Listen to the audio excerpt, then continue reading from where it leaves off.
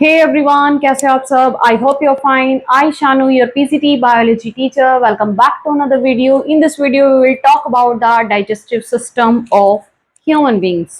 So, this is the topic of class 10th, life process chapter number 5, and हमारा topic है आज का digestive system.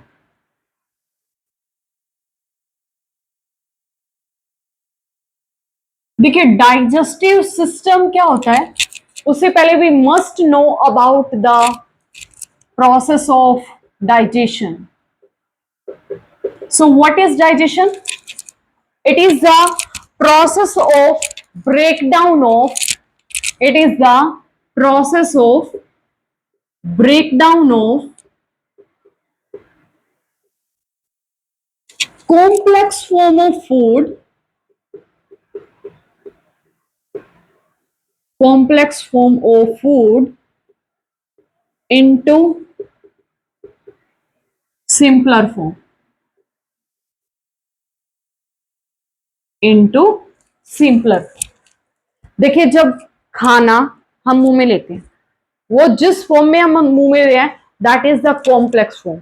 Complex form किसको बोला गया है? यानी कि हमारा जो खाना होता है ना, उसके अंदर डिफरेंट टाइप के न्यूट्रिएंट्स मौजूद होते हैं, जैसे कि carbohydrate, protein, fat, vitamin, minerals, ऐसे डिफरेंट टाइप के न्यूट्रिएंट्स मौजूद होते हैं. और वो डिफरेंट टाइप के न्यूट्रिएंट जो है ना, वो ना कॉम्प्लेक्स फॉर्म में होते हैं. यानी कि फॉर एग्जाम्पल मैं अगर बात करूं प्रोटीन की, तो प्रोटीन जो है वो किससे मिलकर के बना होता है? खूब सारे अमीनो एसिड मिलकर के प्रोटीन बनाते हैं. तो वो जब हम प्रोटीन को इनटेक कर रहे हैं ना, that protein is in the complex form, और फिर वो हमारे डाइजेस्टिव सिस्टम के थ्रू अंदर जाता जाता जाता स्मॉल इंटेस्टाइन में जैसे वहां पहुंचता है, तो इस मतलब डाइजेस्टिव ट्रैक्ट से होते हुए वो अल्टीमेटली जो चीज जिस चीज से बनी हुई होती है ना, वो उससे भी ब्रेक हो जाती है. जैसे अगर हम बात करें प्रोटीन की, तो जो प्रोटीन है वो किससे बना होता है? अमाइनो एसिड से. तो वो उसके अंदर ब्रेक हो जाएगा. तो यहाँ पर ये जो प्रोटीन है, ये हमारे फूड के अंदर कॉम्प्लेक्स फॉर्म में मौजूद होता है, और फिर ये डाइजेस्टिव सिस्टम से होता हुआ, डाइजेस्टिव ट्रैक्ट से होता हुआ किसके अंदर ब्रेक हो जाता है? सिंपलर फॉर्म में. तो यहाँ पर ये जो हमारा अमीनो एसिड जो है वो किस फॉर्म में है? सिंपलर फॉर्म में. So it is the process. Digestion क्या होता है? जब हमारे फूड के अंदर मौजूद न्यूट्रिएंट्स जो कि कॉम्प्लेक्स फॉर्म में होते हैं, जो वो सिंपलर फॉर्म में ब्रेक होते हैं ना, तो that particular process is known as digestion. हमारी बॉडी के सेवरल डिस्टिंक्ट इंटरनल पार्ट्स हैं जो किसके अंदर इन्वॉल्व होते हैं? डाइजेस्टिव सिस्टम के अंदर. जैसे कि फॉर एग्जांपल इसको रब कर देती हूँ. First one is the mouth. एक सेकेंड. हमारी बॉडी के अंदर सेवरल डिस्टिंक्ट पार्ट्स होते हैं जो कि टुगेदर मिलकर के हमारा डाइजेस्टिव सिस्टम कॉन्स्टिट्यूट करते हैं. लाइक जैसे कि first one is the mouth, second one is the esophagus,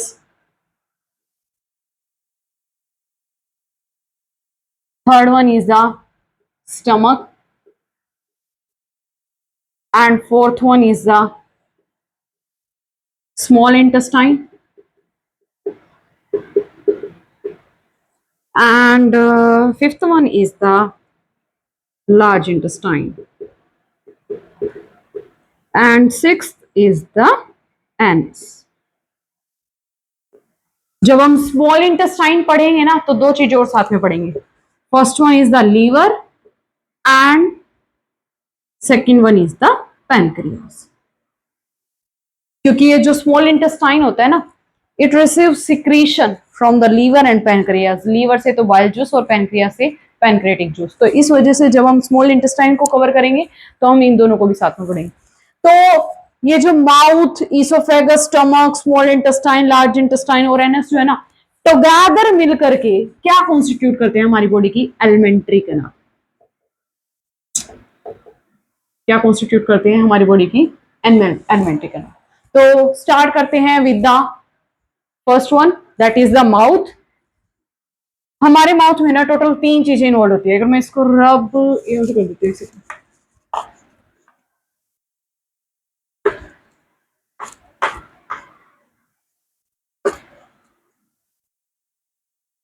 तो अगर हम बात करें माउथ की, तो टोटल 3 चीजें इन्वॉल्व होती है. First one is the teeth, second one is the tongue, and third one is the क्या salivary gland. salivary gland. देखिए हमारे माउथ में मौजूद टीथ जो है वो क्या करते हैं, जो कॉम्प्लेक्स फॉर्म होती है ना फूड को, उसको ब्रेक करते हैं सिंपलर फॉर्म में. क्या करते हैं, जो कॉम्प्लेक्स फॉर्म होती है ना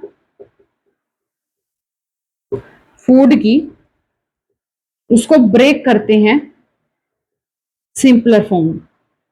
ठीक है. On the other hand if you talk about tongue, tongue क्या करती है, इस सिंपलर फॉर्म को प्रॉपर मिक्सिंग में एंड स्वेलोइंग में, यानी कि अंदर लेने में, टंग क्या करती है, उस सिंपलर फॉर्म को फिर फर्दर प्रॉपर मिक्सिंग में एंड स्वेलोइंग में, यानी कि अंदर लेने में. ठीक है. देखिए हमारे माउथ में ना ग्लैंड मौजूद होती है जिसका नाम होता है स्लाइवरी ग्लैंड, और ये स्लाइवरी ग्लैंड जो है ना क्या सिक्रीट करती है, स्लाइवा. और इस स्लाइवा के अंदर एक एंजाइम मौजूद होता है जिसका नाम होता है स्लाइवरी अमाइलेज. और ये स्लाइवरी अमाइलेज क्या करता है, हमारे खाने में मौजूद स्टार्च जो कि कॉम्प्लेक्स फॉर्म होती है ग्लूकोज की, उस स्टार्च को सिंपलर फॉर्म में कन्वर्ट करता है, यानी कि शुगर, यानी कि शुगर.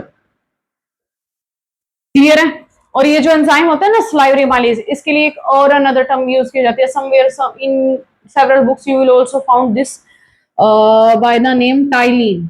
यहाँ पे पी साइलेंट होता है, टाइलिन भी बोलते होते हैं इसको. ठीक है. क्या बताया, माउथ में हमारे टोटल 3 चीजें इन्वॉल्व है. First one is the teeth, second one is the tongue, third one is the salivary. Mouth में मौजूद टीथ क्या करते हैं, हमारे खाने की कॉम्प्लेक्स फॉर्म को सिंपलर फॉर्म में ब्रेक करते हैं. टंग क्या करती है, उस खाने को फिर प्रॉपर मिक्सिंग में एंड स्वेलोइंग में, अंदर लेने में. और स्लाइवरी ग्लैंड जो होती है क्या सेक्रेट करती है, स्लाइवा. और इस स्लाइवा के अंदर एक एंजाइम मौजूद होता है जिसका नाम होता है स्लाइवरी अमाइलेज. और ये स्लाइवरी अमाइलेज क्या करती है, हमारे खाने में मौजूद स्टार्च को जो कि कॉम्प्लेक्स फॉर्म में होती है उसको सिंपलर फॉर्म में यानी कि शुगर के अंदर कन्वर्ट करने में क्या करती है, हेल्प करती है. क्लियर है. तो इस तरीके से जो कार्बोहाइड्रेट का ब्रेकडाउन है वो हमारे कहां हो गया, माउथ में. Now the food from the mouth enter into the oesophagus.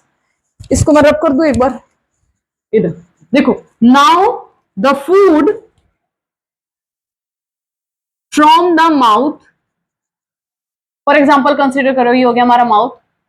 From the mouth enter into the oesophagus. किसके अंदर एंटर करता है, ईसोफेगस में. देखिए जो ईसोफेगस होता है इसको कॉमन लैंग्वेज में ना फूड पाइप भी कहा जाता है, फूड पाइप. क्लियर है.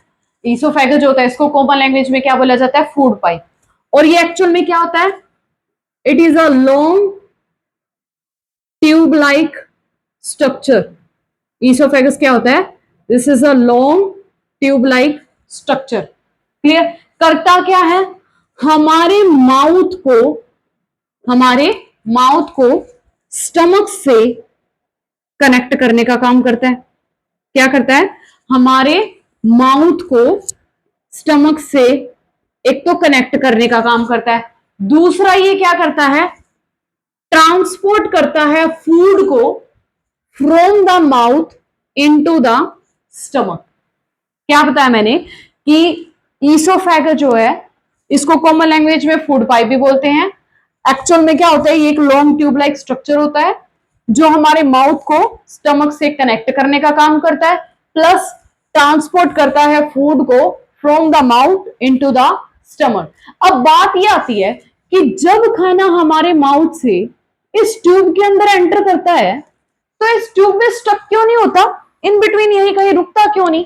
एक्चुअली क्या होता है, जो हमारी ईसोफेगस होती है ना, ईसोफेगस, इसकी जो इंटरनल लाइनिंग है यानी कि इसकी वॉल जो अंदर, जैसे अगर मैं बात करूं इस रूम की तो इस रूम के अंदर की क्या होगी, वॉल.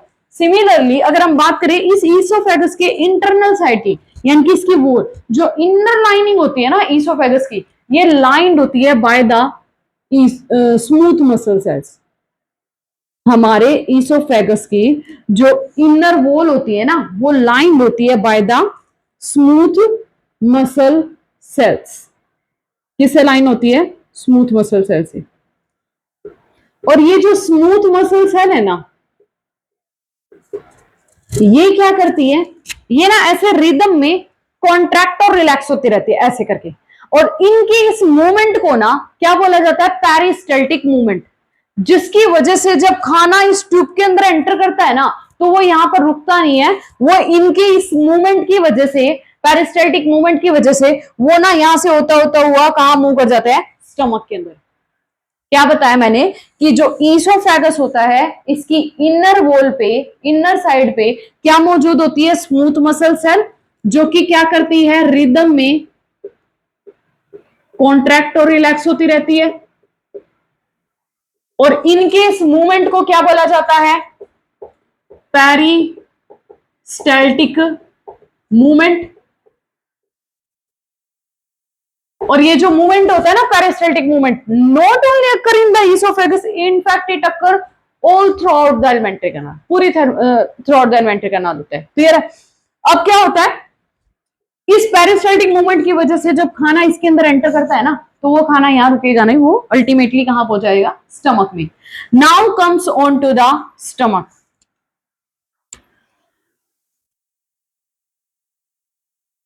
देखिए स्टमक क्या होता है, एक तो ये जे शेप का होता है और वाइडेस्ट पार्ट होता है हमारी एलिमेंट्री कैनाल का। एक सेकेंड इसको रखो।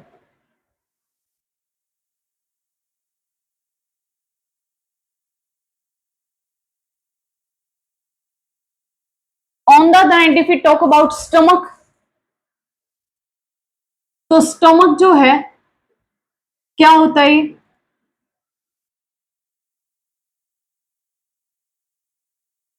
एक तो ये जे शेप का होता है, ठीक है, और वाइडेस्ट पार्ट होता है हमारी एलिमेंट्री कैनाल का। Widest part of the alimentary canal, हमारी एलिमेंट्री कैनाल का वाइडेस्ट पार्ट होता है।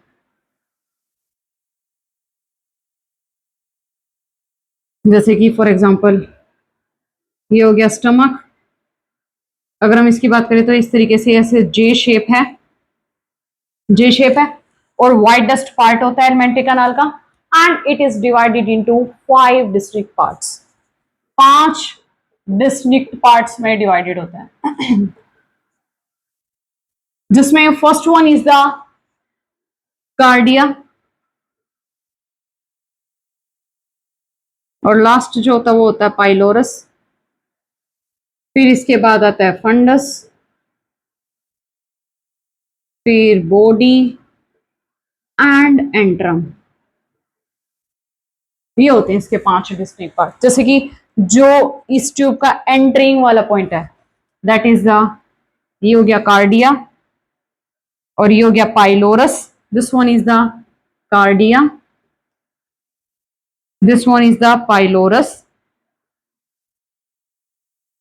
एंड ये हो गया फंडस। और ये है, ये वाला जो सेक्शन है ना, इस सेक्शन का जो स्टार्टिंग पॉइंट है दैट इज द बॉडी, और ये जो यहां पर एंडिंग पॉइंट है ना, that is the antrum, that is the antrum. I think यहाँ मतलब बॉडी ही है, एक बार देखना पड़ेगा। वैसे है यहाँ बॉडी है, यहाँ एंट्रम ही है, वैसे देख लेंगे एक बार। ठीक है, तो स्टमक क्या हो गया? जे शेप का हो गया, वाइडेस्ट पार्ट हो गया एलिमेंट्री कैनाल का, and divided into 5 distinct part. First one is the cardia, second one is the fundus, and then body, and then antrum, and then last में क्या हो गया? पाइलोरस। देखिए जिस तरीके से हमारे माउथ में कौन सी ग्लैंड मौजूद थी? Gastric gland. सिमिलरली हमारा जो स्टमक होता है ना, इसके अंदर कौन सी ग्लैंड मौजूद होती है? Gastric gland. कौन सी ग्लैंड मौजूद होती है? Gastric gland. और ये गैस्ट्रिक ग्लैंड जो होती है ना, इंटर्न क्या सिक्रीट करती है? Gastric juice. और इस गैस्ट्रिक जूस में फिर फर्दर 3 चीजें होती है। इसको मैं इधर लिखती हूं,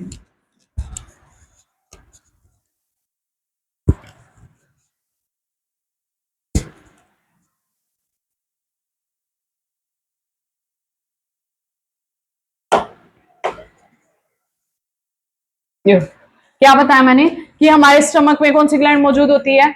गैस्ट्रिक ग्लैंड। और ये गैस्ट्रिक ग्लैंड क्या सिक्रीट करती है? Gastric juice. और इस गैस्ट्रिक जूस के अंदर टोटल 3 चीजें होती हैं। First one is the HCl, second one is the pepsin and third one is the mucus. देखो HCl क्या करता है? ये ना हमारे स्टमक में एसिडिक मीडियम क्रिएट करता है। एसिडिक मीडियम क्यों? सो दैट ताकि ये जो एंजाइम है ना पेप्सिन, ये अपना काम कर सके। और इसका काम क्या है? हमारे खाने में मौजूद प्रोटीन्स को पेप्टोन्स के अंदर ब्रेक करना। हमारे खाने में मौजूद प्रोटीन्स को पेप्टोन्स के अंदर ब्रेक करना। अब जब ये HCl स्टमक में एसिडिक मीडियम क्रिएट करता है ना, तो उस एसिडिक मीडियम से हमारे स्टमक की जो इनर लाइनिंग है उसमें जलन ना हो, तो एसिडिटी ना हो, तो इस करके ये जो म्यूकस होता है ना, ये क्या करता है? हमारे जो स्टमक की जो इनर लाइनिंग होती है ना, उसको प्रोटेक्ट करने का काम करता है। ठीक है, नेक्स्ट आता है small intestine. Now the food from the stomach enter into the small intestine. Clear है? स्मॉल इंटेस्टाइन क्या होता है? जिस तरीके से स्टमक क्या होता है, वाइडेस्ट पार्ट होता है ना एलिमेंट्री कैनाल का, स्मॉल इंटेस्टाइन लॉन्गेस्ट पार्ट होता है alimentary canal. Tube like structure होता है, लॉन्गेस्ट ट्यूब होती है एलिमेंट्री कैनाल की।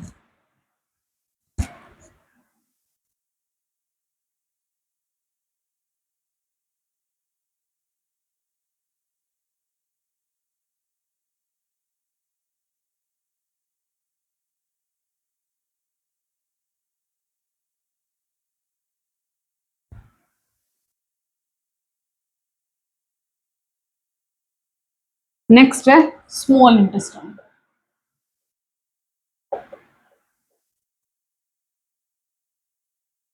ये ना लॉन्गेस्ट ट्यूब, लॉन्गेस्ट पार्ट होता है एलिमेंट्री कैनाल का, लॉन्ग ट्यूब लाइक स्ट्रक्चर होता है। स्मॉल इंटेस्टाइन क्या होता है? लॉन्गेस्ट पार्ट होता है एलिमेंट्री कैनाल का।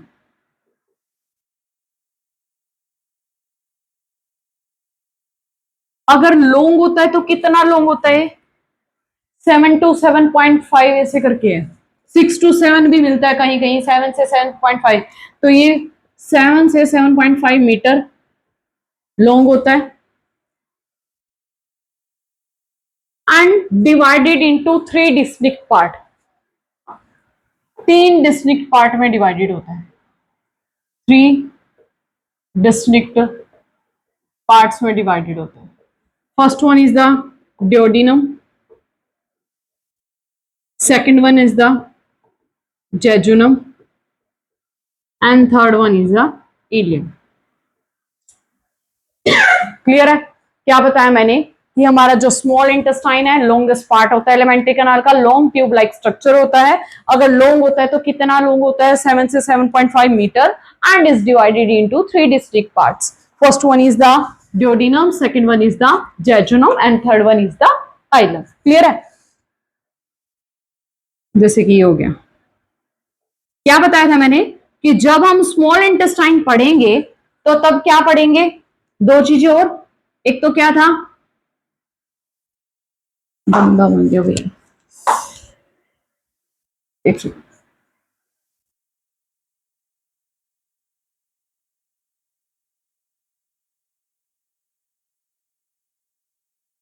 फॉर एग्जाम्पल ये स्टमक, फिर हो गया ये स्मॉल इंटेस्टाइन। अब क्या होता है, मैंने क्या बताया था, एक चीज बताई थी कि जब हम स्मॉल इंटेस्टाइन पढ़ेंगे तो 2 चीजें साथ में पढ़ेंगे, एक तो लीवर और दूसरा पैनक्रियास। ऐसा क्यों? ऐसा इसलिए क्योंकि ये जो स्मॉल इंटेस्टाइन होता है ना हमारी बॉडी का, ये क्या करता है? It receive secretion from the liver and pancreas. ये क्या करता है? फॉर एग्जाम्पल यहाँ हो गया लीवर और ये हो गया पैनक्रियास। तो ये पता क्या करता है? लीवर से तो बाइल जूस और पैनक्रियास से पैनक्रियाटिक जूस रिसीव करता है। जो हमारा स्मॉल इंटेस्टाइन होता है ना, ये क्या करता है? ये ना लीवर से तो क्या लेता है? Bile juice. और जो हमारा पैनक्रियाज होता है ना, उससे क्या लेता है? Pancreatic juice, pancreatic juice. अब जो बाइल जूस होता है ना, इसके अंदर ना कोई एंजाइम मौजूद नहीं होता है, इनफैक्ट इसके अंदर सोल्ट्स होते हैं जो कि क्या काम करते हैं?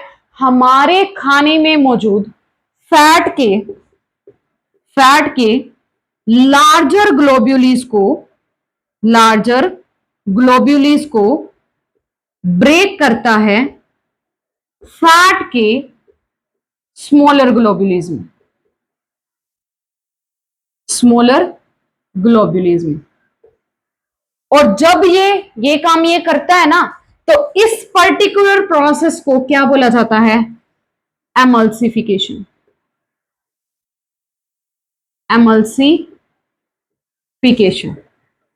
क्या बताया मैंने कि जो हमारा स्मॉल इंटेस्टाइन होता है, लीवर से क्या लेता है? बाइल जूस, और इस बाइल जूस के अंदर सर्टेन सोल्ट्स मौजूद होते हैं, एंजाइम तो होता नहीं है। वो सोल्ट्स क्या करते हैं? हमारे खाने में मौजूद फैट के लार्जर ग्लोबुलस को, बड़े बड़े ग्लोबुलस को स्मॉलर ग्लोबुलस के अंदर क्या करता है? कन्वर्ट करता है। और जब जब ये काम करता है तो इस पर्टिकुलर प्रोसेस को क्या बोला जाता है? एमल्सिफिकेशन। और यहां पर ये जो स्मॉलर ग्लोबुलस बनते हैं ना, इनको फिर फर्दर और क्या बोला जाता है?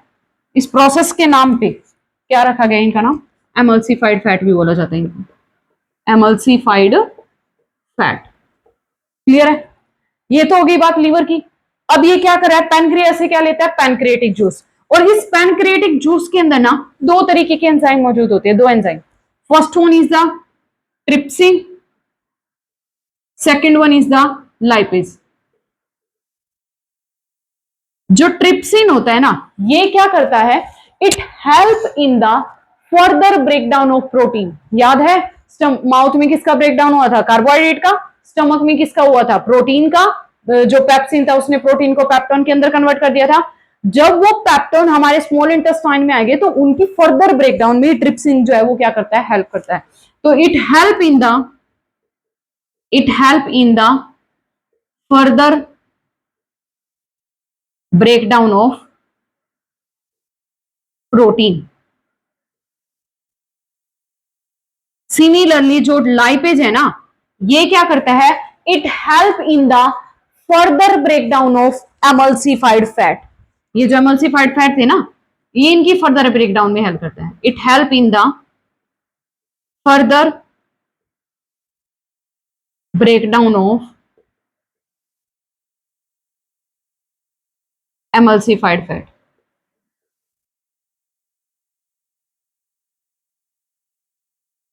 देखिए जो हमारा स्मॉल इंटेस्टाइन होता है, it not only receive secretion from the liver and pancreas, in fact इसके अंदर भी इंटेस्टिनल ग्लैंड मौजूद होती है।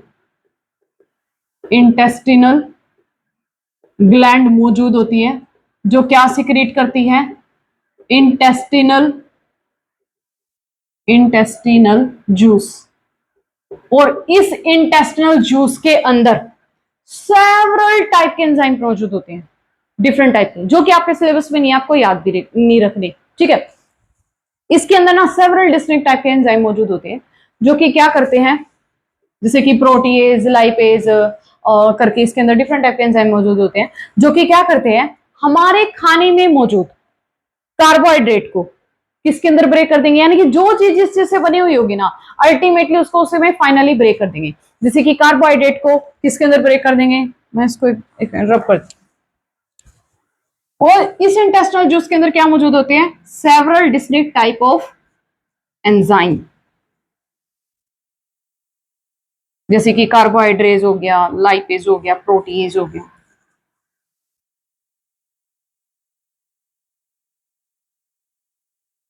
जो कि क्या करते हैं? हमारे खाने में मौजूद कार्बोहाइड्रेट को फाइनली किसके अंदर ब्रेक कर देंगे? ग्लूकोज में। प्रोटीन को अमाइनो एसिड्स में,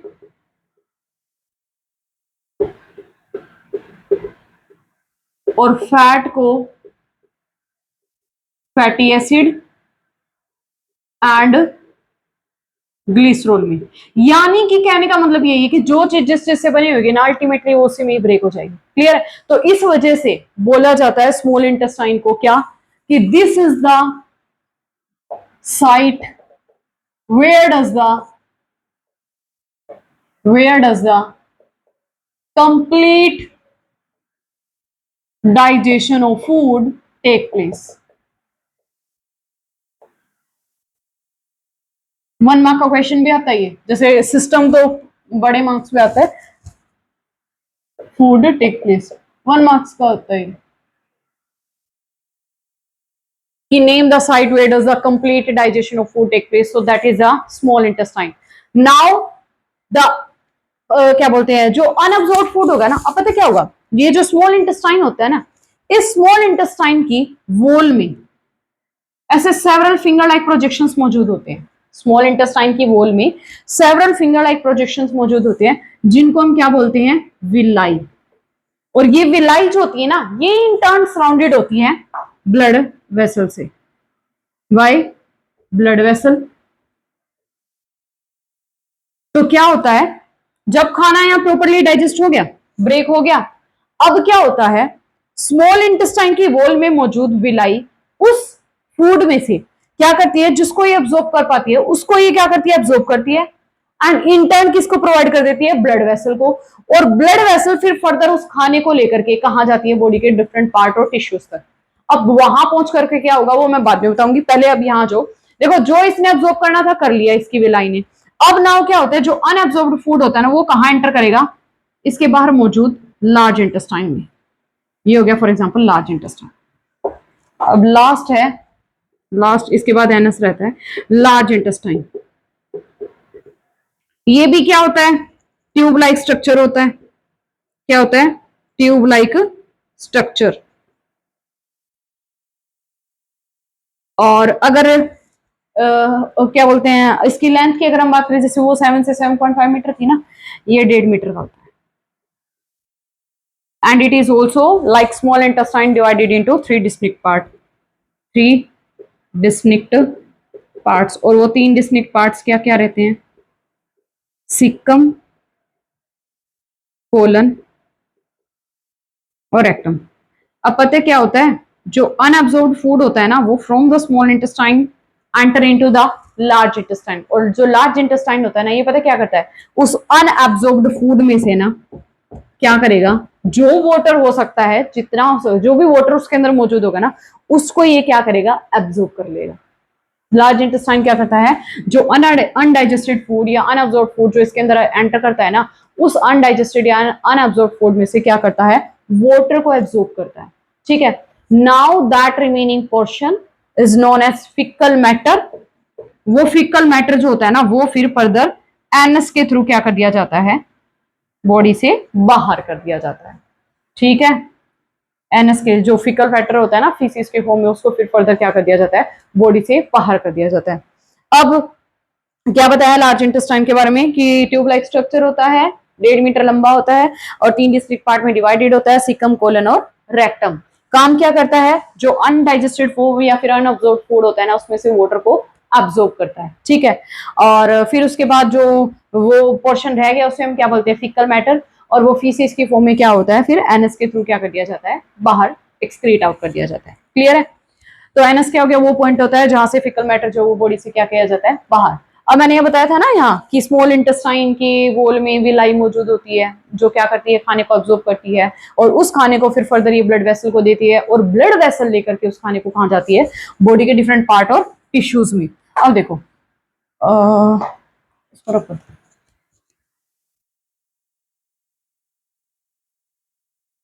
फॉर एग्जाम्पल ये कोई बॉडी का टिश्यू है, ठीक है। अब क्योंकि ये टिश्यू है तो टिश्यू में पता है किससे मिलकर के बना होता है, सेल से। तो ये हो गई इसकी सेल। देखो देखो, जैसे ही खाना बॉडी के टिश्यू के पास पहुंचा, और टिश्यू में पता है किससे बना है, सेल से। और सेल के अंदर क्या मौजूद होता है, साइटोप्लाज्म और अदर सेल ऑर्गेनेलीज। ठीक है, तो अब क्या होता है, जैसे ही फॉर एग्जांपल हमने खाया कार्बोहाइड्रेट, स्मॉल इंटेस्टाइन में टूट गया ग्लूकोज में, अब वो ग्लूकोज जाएगा कहां पर, क्या बोलते हैं, विलाई, विलाई से ब्लड वेसल, और ब्लड वेसल लेकर के बॉडी के डिफरेंट पार्ट और टिश्यूज में। मान करके चलो ये वो टिश्यू जहां पर वो ग्लूकोज पहुंच गया। अब क्या होता है, वो जो ग्लूकोज जैसे ही पहुंचता है ना बॉडी के टिश्यू के पास, तो उस टिश्यू के अंदर मौजूद सेल में सेल के साइटोप्लाज्म में वो ग्लूकोज जो है ना पहुंचते साथ ही पायरुवेट के अंदर कन्वर्ट हो जाता है, पायरुवेट। और जब ये ग्लूकोज पायरुवेट के अंदर कन्वर्ट होता है ना, तो इस पर्टिकुलर प्रोसेस को क्या बोला जाता है? Glycolysis, glycolysis. फिर उसके बाद ये जो पायरुवेट होता है ना, ये सेल के साइटोप्लाज्म से, इस सेल के साइटोप्लाज्म में मौजूद माइटोकॉन्ड्रिया, जिसको हम power house of the cell बोलते हैं, बताऊंगी किस वजह से बोलते हैं वो भी पता लग जाएगा। अब क्या होता है, ये पायरुवेट जो होता है ना, इस माइटोकॉन्ड्रिया के अंदर क्या कर जाता है? एंटर कर जाता है। और इस माइटोकॉन्ड्रिया के अंदर ऑक्सीजन की प्रेजेंस में, ऑक्सीजन की प्रेजेंस में ये जो पायरुवेट है ना, ये किसके अंदर ब्रेक हो जाता है? CO2, वाटर और एनर्जी। अब एनर्जी तो किसी भी काम को करने में यूटिलाइज कर ली जाती है, और वाटर जो है वो हमें हाइड्रेट रखने में मदद करता है। और अब ये जो CO2 है, इसको क्या कर दिया जाएगा? बॉडी से बाहर कर दिया जाएगा। तो पता लगा, we human being during respiration जिस O2 को इनहेल करते हैं, उस O2 की प्रेजेंस में जो हमने खाना खाया हुआ होगा ना, वो खाना फिर और फर्दर ब्रेक होता है टिश्यूज में, उस ऑक्सीजन की प्रेजेंस में। और जब वो ब्रेक होता है तो किसके अंदर ब्रेक होता है? CO2, वाटर और एनर्जी में। तो इस तरीके से हमें क्या मिलती है? एनर्जी मिलती है। और इस तरीके से देखो हमारी बॉडी में CO2 जनरेट होती है, ठीक है, जिसको हम रेस्पिरेशन के दौरान बॉडी से बाहर कर देते हैं। कभी कभी ये नहीं देखा कि जब हम हैवी एक्सरसाइज कर रहे होते हैं ना, तो उस टाइम पे पता क्या होता है, हमारी बॉडी में ना ऑक्सीजन की कमी हो जाती है। हम, आपने देखा भी, हम फास्ट ब्रीथ करने लग जाते हैं। तो जब ऑक्सीजन की लैक हो जाती है ना, तो उस वक्त ये जो पायरुवेट होता है ना हमारी मसल सेल्स में, ये जो पायरुवेट है हमारी मसल सेल्स में, ये CO2, वाटर और एनर्जी के अंदर ब्रेक ना होकर के, ये पायरुवेट जो है, लैक ऑफ ऑक्सीजन, जब ऑक्सीजन की कमी हो जाती है ना हमारी मसल सेल में, तो उस वक्त ये लैक्टिक एसिड और एनर्जी के अंदर ब्रेक हो जाता है। Lactic acid and energy. और यहां पर ये जो एनर्जी बनती है ना, वो इसके कंपैरेटिवली थोड़ा कम बनती है। और वो जो पेन वेन फील होता है ना, हम एक्सरसाइज करके मसल्स में क्रैम्प या फिर पेन फील हो, वो इसी वजह से होता है, लैक्टिक एसिड की वजह से। और यहाँ पर देखो, जो यहाँ पर ये एनर्जी बनती है ना, जितना हमें काम को करने में यूटिलाइज करना है उतना हम कर लेते हैं, जो बाकी बच जाती है वो ATP की फॉर्म में हमारी बॉडी में स्टोर हो जाती है। अब क्योंकि यहाँ पर देखो, यहाँ पे माइटोकॉन्ड्रिया के अंदर ये प्रोसेस हुआ है ना, और एनर्जी बनी, तो इस वजह से इसको क्या बोला जाता है? Power house of the cell. और कुछ कुछ ऐसे लिविंग ऑर्गेनिज्म नहीं होते जिनमें O2 की एब्सेंस ही होती है, जैसे यीस्ट लगा लो। यीस्ट में क्या होता है? O2 की एब्सेंस में, जहां मतलब हम तो एरोबिक में आ गए, जो एनारोबिक होता है उनमें क्या होता है, ये जो पायरुवेट होता है ना, ये CO2, वाटर और एनर्जी था ना, शायद वाटर की जगह आई थिंक इथेनॉल है, पता नहीं CO2 के अंदर इथेनॉल है। एक सेकंड में चेक करती हूँ, हाँ देखना पड़ेगा, एक सेकंड में चेक करके बताती हूँ।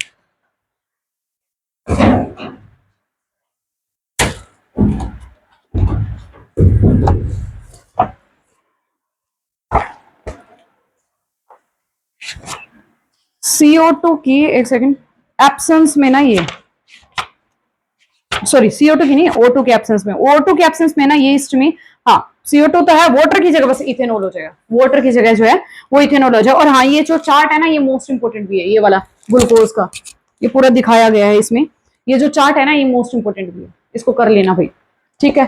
तो लेक्चर हो गया है कंप्लीट।